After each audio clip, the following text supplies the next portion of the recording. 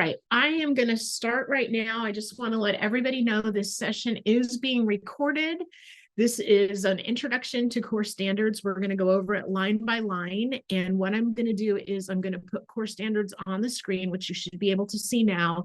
There is a printable version of the FAQ in the chat.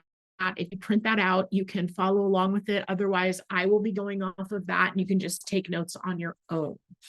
So I want to talk about before we begin, and this is to get you guys ready. I'm really hoping that most of you have already started saving your core standards qualifying events and activities. Having a folder of them throughout the year is a great way to do it. I liken it to doing your taxes. You either put stuff in your tax folder all year, and then when the new year comes along, you present the whole folder to your tax person, or you wait until April 1st and then you start gathering things like a crazy person and leave out a whole bunch of stuff. And we don't want you to do that for core standards because fourth quarter is always really busy. So I would love for you to start on it now. And of course, you know, I always set an arbitrary date to have yours completed by August, the end of August. Again, that is not hard and fast. That is just a date for you guys to set for yourselves so that you don't have to go into fourth quarter like a banshee on fire with your core standards not done and not prepared. Most of you could probably complete a big portion of it even by now because the standards are honestly fairly low, and it's simply a pass-fail system, which is great. So you don't have to get an A+, you just have to pass. That's all that needs to happen. And while we want you to have quality events, we certainly don't want you to forget the other parts of your job and be able to get all of that done. So start early and finish early. I'm here to help. I know a lot of you have already started. I can see the forms that have been opened, and it's quite a few, which is awesome. When going into core standards now, I'm on the page already, and on the FAQ is the link to get in, but you need to make sure that when you try to get in that you use your NAR.Realtor credentials. Very, very important that you do not use your M1 POE credentials. If you do, you're going to find that it's going to say you're unable to view the form, that you don't have the proper permission to view the form. If that happens, it's very likely it's because you're using the wrong credentials. And if you need help, I can always help you and get with NAR tech support to get that happening. I also would suggest that if you don't love doing core standards, that you assign things to different staff members. For instance, your GAD can fill out all of Section 2 advocacy if you have a GAD. You could give Section 1 ethics to your professional standards administrator. There's all kinds of things. If you have a communications person, you could give them Section 3, which is consumers, that you can help you not be overwhelmed by doing it yourself. So when you're ready to get started, I always recommend that you go through the form and you fill out all the easy questions. You can get about half of your form done by filling out the easy questions. And the beauty of it this year is the form is pre-filled out, as you can see on this. The answers from last year's form are auto-populated for your convenience.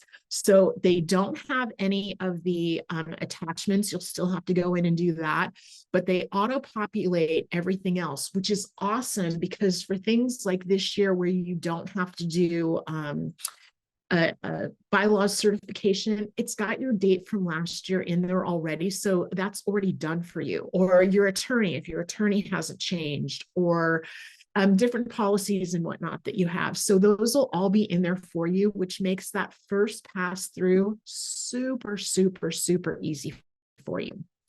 So get the easy stuff knocked out.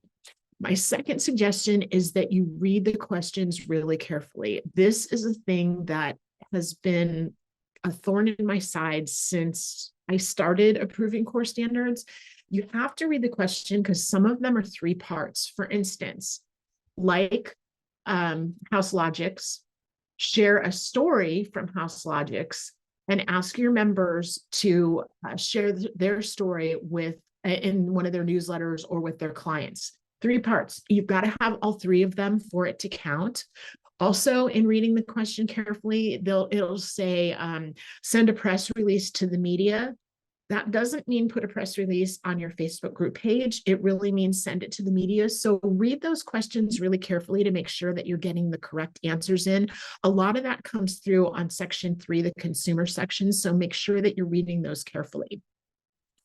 Again, as I said, you always want to do a really good quality job reaching out to your members and getting your basic core standards in, but don't feel like you need to overachieve and have a job fair every year and do 9 million events. It's pass or fail. So pass and put your best foot forward, but that's what you need to do is pass.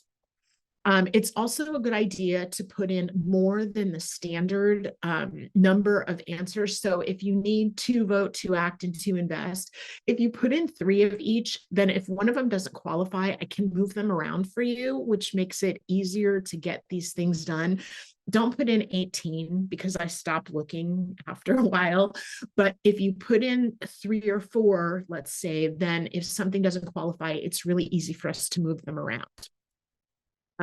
Also, you can piggyback on what other associations are doing. So it is not a problem for you to advertise something. Let's say somebody's doing a safety seminar and they're letting you piggyback on that. You can be a sponsor on that. Or if you wanted to use one from C.A.R. or N.A.R., you can do those also. Now, when you're ready to submit, now I'm going to go over the form shortly, but when you're ready to submit, at the end, I'm using Oroville's on this. At the end, there is now a cute little key that says submit. Submit to your leadership for approval.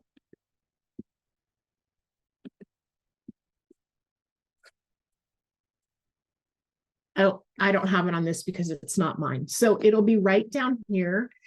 And because I can't submit someone else's form, that's why I can't see it. But down here, it will say submit to your leadership. And that you just press that before you submit it to N.A.R. And then I will go through it and get and make sure everything's correct and move stuff around and do what we need to do.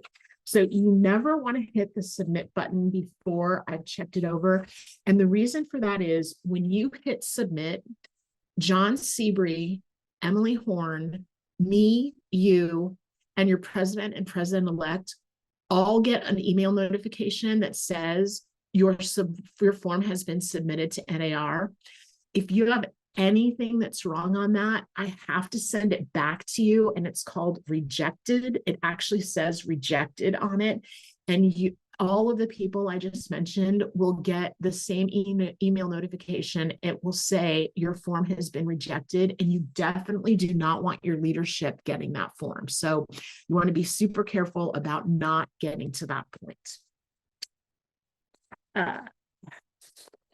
So just the basics. Core Standards deadline is December 31st of every year. That's N.A.R.'s deadline. I am obligated to look at them up until that time. We're actually asking that you get them in for the first review no later than November 29th. And that's to give everybody time, including myself, to get things corrected and not have this overload, crazy, ridiculous December. So if you can get them in sooner, like August 31st, that would be the best thing. But if not, let's at least shoot for November at the latest. If you don't pass core standards, sadly, you will have to go to a hearing through N.A.R., which is honestly quite daunting. And you have to explain why you didn't get it done and say you're sorry and then actually get it done. And then they'll, depending on the severity of what happens, they could revoke your charter, or typically what they'll do is just put you on probation until the next year when you make sure that your core standards is done and finished and completed on time. You do not want your leadership to have to go through that, and it really reflects poorly on the AE. So do your very best not to ever get in that position. Then let's see. Oh, the last thing before we get into the form itself, is there anything new for 2024? No, there is nothing new on the form. It is identical to last year. And again, remember, if you'll see at the top, all of last year's answers are auto-populated on that form. It will make it infinitely easier for you guys to get this done. So that'll be really terrific. Okay, so let's start with the form itself. Section 1 is always Code of Ethics. It's very short, and it will probably be changing quite a bit in years to come because there's going to be statewide pro standards programs and whatnot. But for right now, question 1 is a trick question. They ask if you track member compliance. You have to. The answer is yes, no matter what. So you have to be tracking that compliance. Question number 2, do you have a professional standards committee?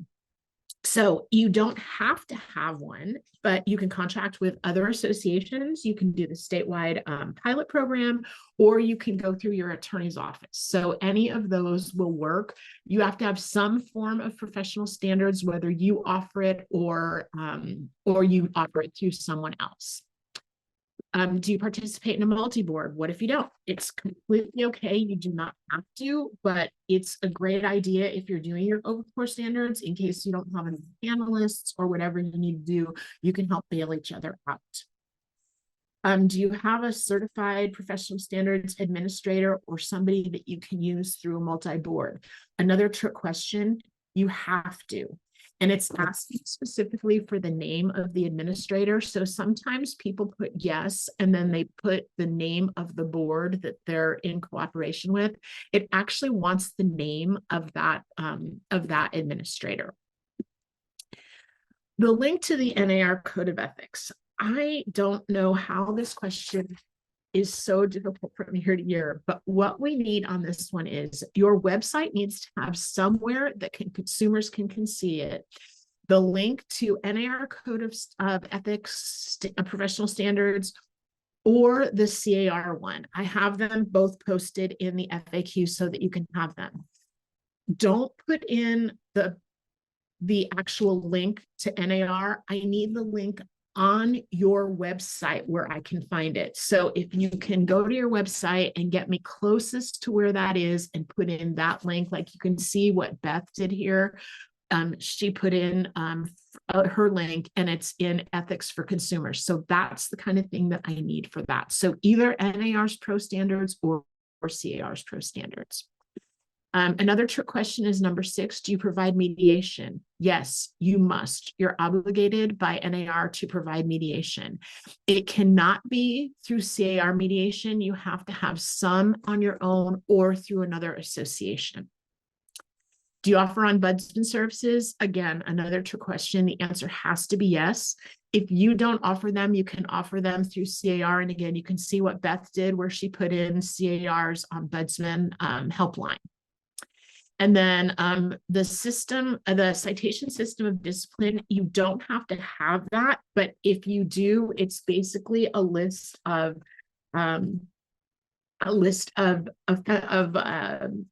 violations and fine amounts for that. So you don't have to have that, but you can if it's something that you guys do.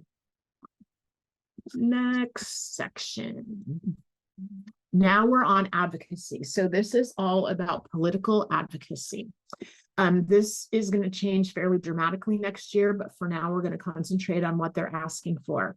Question number 9 wants to know if you do your RPAC or RAF dues billing above the line, and it says strongly recommended. Another trick question, in California, you have to have this. So the answer to 9 is always that number 1, dues billing above the line. Then what you need to do is their next part right in here, you need to either put a copy of your actual dues billing for the year that we're in. So that would be 2024, which you would have done back in October, November, December. You can either put in that or you can put in the letter from Lisa Edwards that approves your billing. And I'm fine with either one. If you, for some reason, you came in new, you don't have a copy of anything, let me know and I can get with Lisa Edwards and she has a list of everybody that's been approved. So then we get to 10 and 11, and it's asking, because in additional states, you could have these in different ways. Please just mark NA because you've already answered the question in number 9. 12 is a really easy one. They want to make sure that you've communicated about RPAC/RAF. The answer is always going to be yes. And then you can check whatever it is that you've done for your RAF. There's millions of different choices here. You can check whatever you use. You can check all of them, and it doesn't ask for any examples. So just check whatever you use and you're good to go.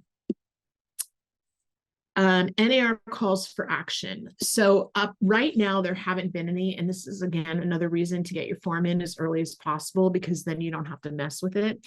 If there's an NAR call for action, then you have to, you state where you let your members know about it. And then you have to do a screenshot of where you did it, unless there were no NAR calls for action. And then on number 14, you just hit NA, which is awesome. On number 15, it's the same thing for statewide. State calls for action. Again, there haven't been any yet this year. So hopefully by the time you get yours in, there still won't be any. And then on number 16, you just click NA. 17, now this is Vote, Act, Invest. And these are specific to what they are, Vote, Act, and Invest. So vote specifically is about elections. And I know sometimes we get some of these mixed up. And one of the very most common mistakes is that some people are putting things like Ledge Day in here. That is not vote. They're talking about voting in actual elections. So encouraging voting, listing polling places, register to vote, supporting candidates, independent expenditures, issues mobilization, any of those things will work. There's tons of them, and tons of them you can do, and some of them you can do year after year. ACT is specifically motivating your members to engage in real estate issues with elected officials. So here's where, and there's so many of these, finding two is easy peasy. So legislative day, local calls for action, which are something within your municipality, broker involvement program, town hall meetings on real estate issues, distributing on common ground, which is really super low hanging fruit, because on common ground now, you can either get the actual booklets and give those to elected officials, or even easier than that now, you can get the link for them and just email your elected officials those. So that's super easy, low hanging fruit. Home ownership numbers, realtor party alerts. There's lots of ways to do those. And the last one is invest, which seems for most to be the hardest one to do, but honestly, it's pretty easy as well. And this is specifically about investing in RPAC and RAF, which encompasses also raising campaign money for candidates who are realtor champions. Two really super easy ways to do this are doing RAF fundraising efforts, distributing RAF brochures, talking about RAF in office meetings, general meetings, orientations, and recognizing RAF donors. There are so many ways that you can do this. And by the way, this is all in the FAQ. So I know some of you are writing like feverishly, but it's all in the FAQ for you. All right, section 3, this seems to be everybody's hardest one to actually make work. It is consumer section. So it's specifically talking about what you do for consumers. If you remember some years ago, NAR got really into advocacy and consumer outreach. And so this is specifically regarding community, regarding consumer outreach. The first section is voice of real estate. And this means being the voice of real estate within your community. So when it says to highlight local real estate trends to local reporters, it does not mean putting it on your Facebook page. It means giving it to reporters. It doesn't mean letting your members know. It's specifically getting it to reporters. Some of them say letting a public facing social media know. So in that case, again, not to your members, but public facing. So you are the voice for real estate in your community. That's pretty much, this is the one where you really need to read through these. You could use House Logics on Facebook. If it says to right here, like in 24, encourage your members to share with their clients and customers. So don't just post something from House Logics on Facebook. Post it and say to your members, here's some information for you to share with your clients and customers, right? So super simple to do, but probably 50% of these get left out, that last part. So, and they can't pass without it. So you need to get that in there on the first try.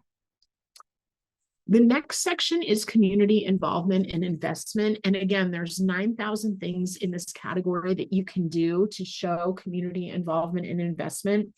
The one thing that's really important on this is you cannot just hand over a check.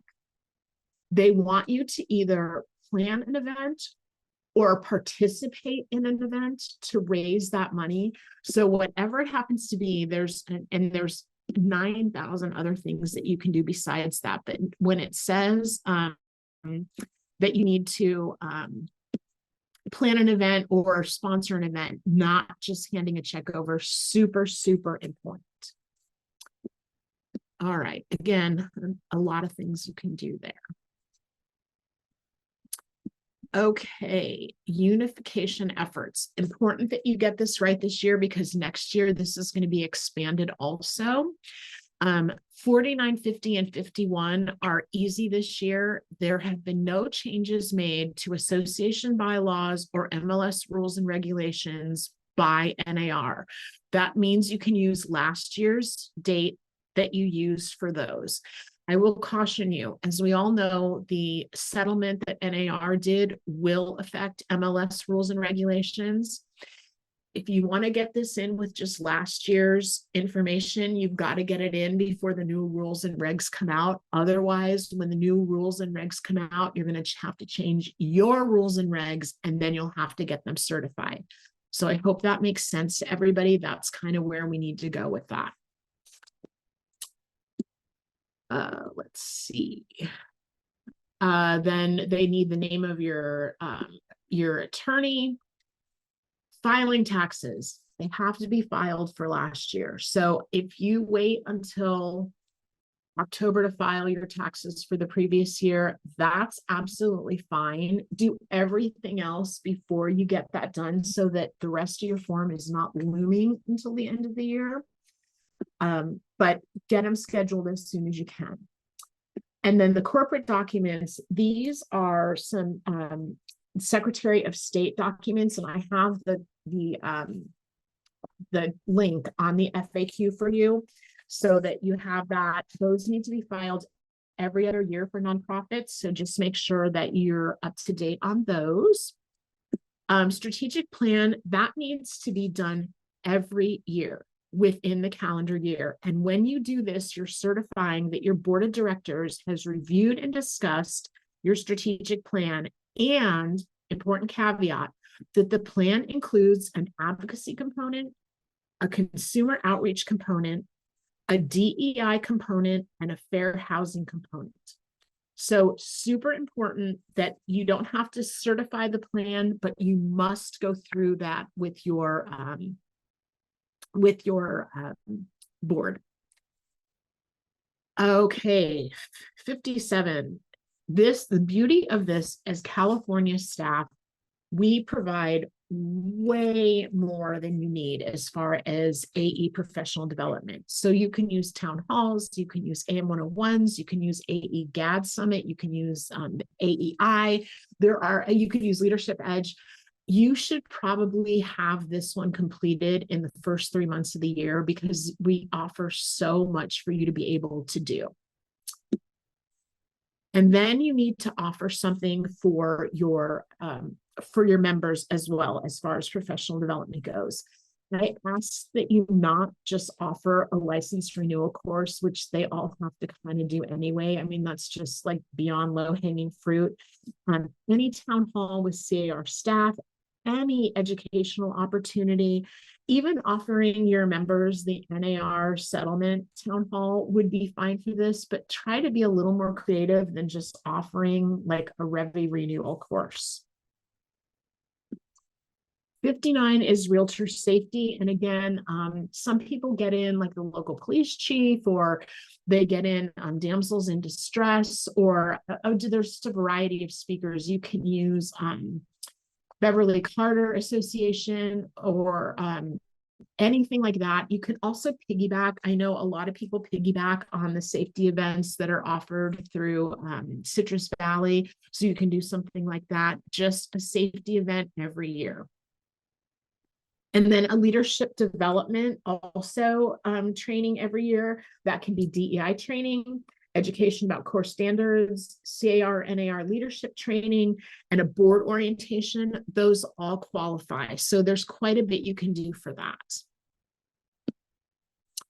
that. 61 is a trick question. You must, by NAR mandate, you must have a policy and procedure for reviewing your AE. It has to happen. And your annual performance review needs to happen once every calendar year. Now, this is the one, it does not have to happen for you in California. It does not have to happen in 2024. Let's say that your last performance review was, I don't know, let's say 11/17, 2023. As long as you get your form in before 11/17, 2024, that will fly for you. So it just has to be within the last year. Then you need a DEI and fair housing component also for your core standards for question number 63. This is a pretty easy one. I think I've sent out several already in your core standards tips. So this should be pretty easy for you to have done. You don't have to have your own, but if you do, you can certainly do that, or have a DEI and fair housing committee. That would suffice too. There's plenty of things that you can do. Section 5 is easy, and I will tell you it's going away next year, Section 5, and it will be in with Section 4. All it's asking for is your website. Super simple. And of course, all of you have one. And last but never least is financial solvency. So the one that gets missed a lot because it's not a numbered question, right up top, it says attach a copy of your association's financial policy. I would say about 25% of the time this gets left out because there's not a number next to the question, but you have to upload your financial policy. The easiest place to find it would be if you go back and look at last year's core standards. You can just insert that policy, or it should be in your folder from last year. You need to have an annual audit compilation or review, and you need to put the date in. If you miss it, you will not pass if you miss it. So make sure you get those scheduled early. And I know if you want to do a compilation, you have to have gross revenue of 50,000 or less. That is going up next year, but I don't really want to talk about that because I don't want to confuse anybody. So unless you, if you have 50,000 or less in revenue, you can do a compilation. Otherwise, a review or audit, and that's up to you. And the very last thing on that is letters of engagement are no longer accepted by NAR. You have to just put the first page, the first couple pages somewhere in there of your findings should have the cover letter from your CPA. Make sure you just put that in there.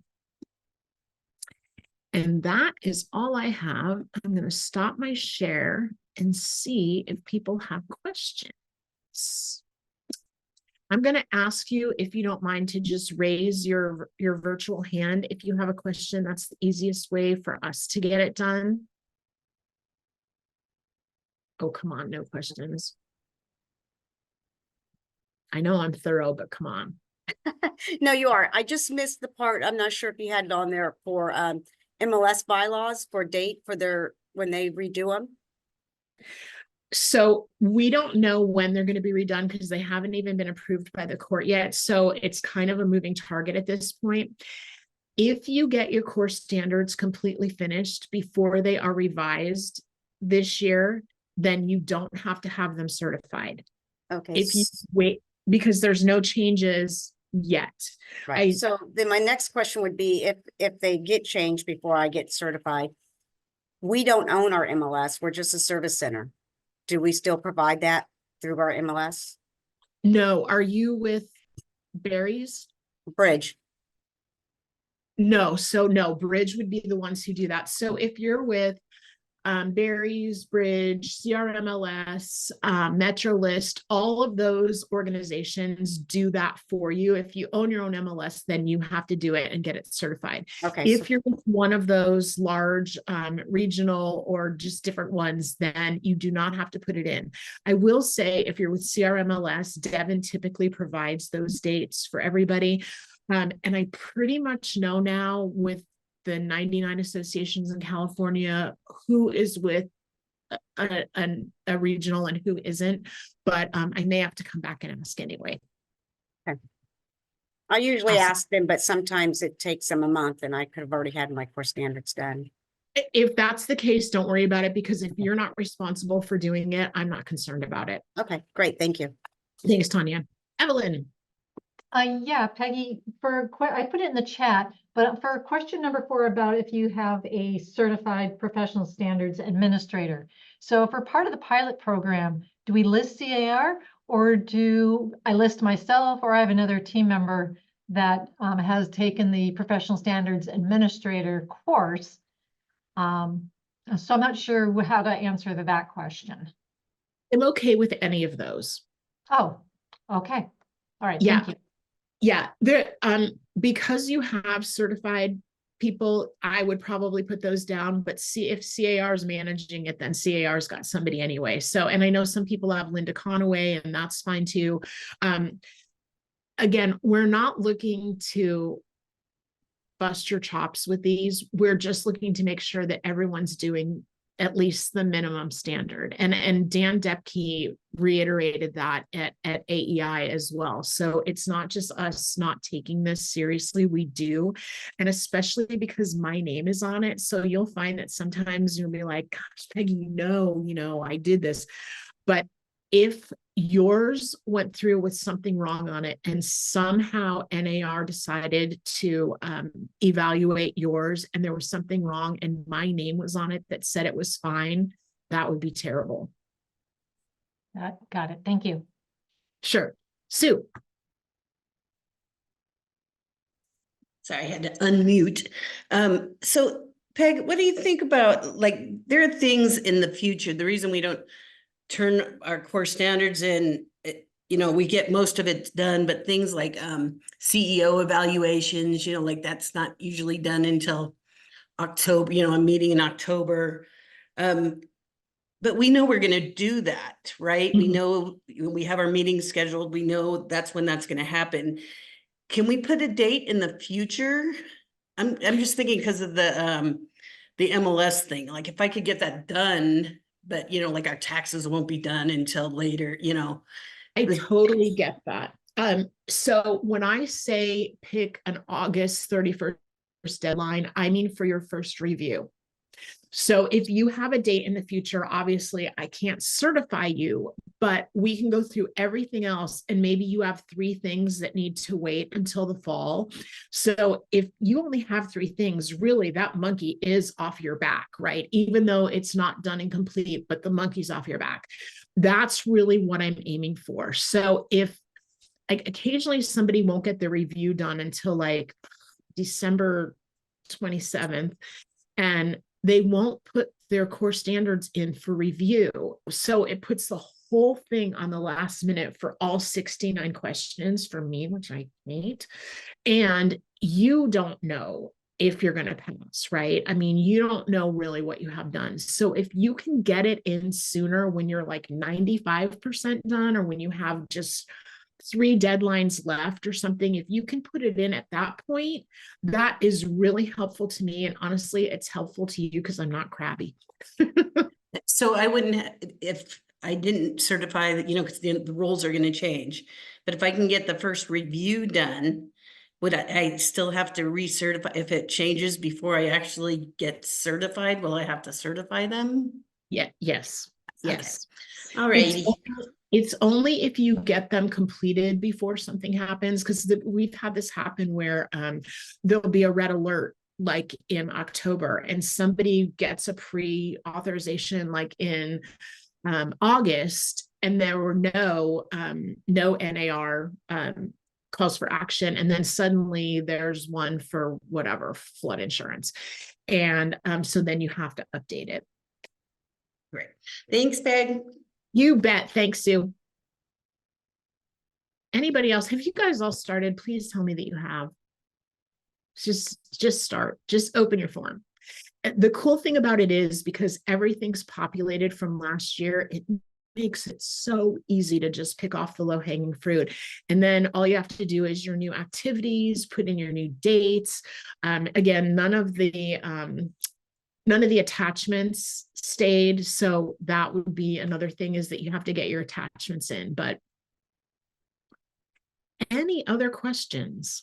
I think most of you guys have this by now. And for the new people, fear not. I know it sounds like when you see 69 questions, it's a little bit daunting, but I will help you get through it. And I make 100% sure that nobody falls flat on my watch, because I have a vested interest in all of you passing. And so far we're doing pretty good with that. So if you guys can get yourself started so that you're not panicking in the 11th hour, we'll all be good with that. And I can help you with anything I know as we go through. If you're not clear on a Vote, Act, Invest, just shoot me an email, or, oh, hey, I'm thinking of doing this safety activity. Does it count? Just shoot me an email. I am open all year round to this. In California, we say we do core standards all year, and I am perfectly happy to get with you.